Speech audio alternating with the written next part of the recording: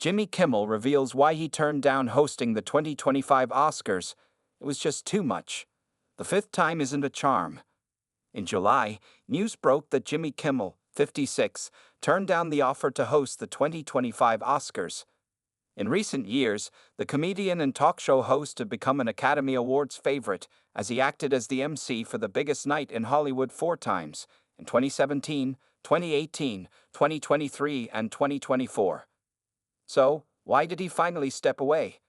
On the most recent episode of Gavin Newsom, Marshawn, Lynch, and Doug Hendrickson's Politickin podcast, Kimmel said, "I just decided I didn't want to deal with that this year."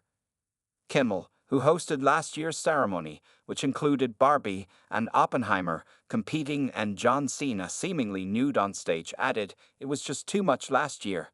You wind up pushing everything off until after the Oscars. And then you have to do everything you promised to do after the Oscars.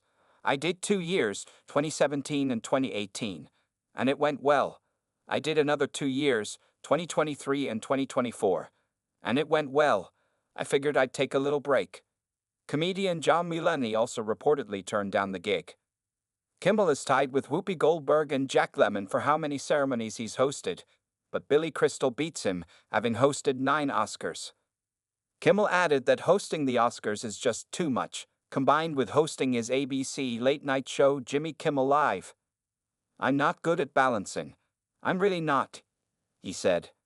"It's not one of my strengths. I'm all in when it comes to something like the Oscars.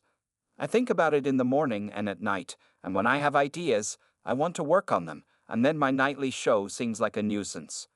We have all our writers from the show working on the Oscars, so it distracts them." Kimmel said that he still enjoyed the gig, however. "It's fun to do, and it feels good when it goes well, but for me, it was just too much to do it 3 years in a row."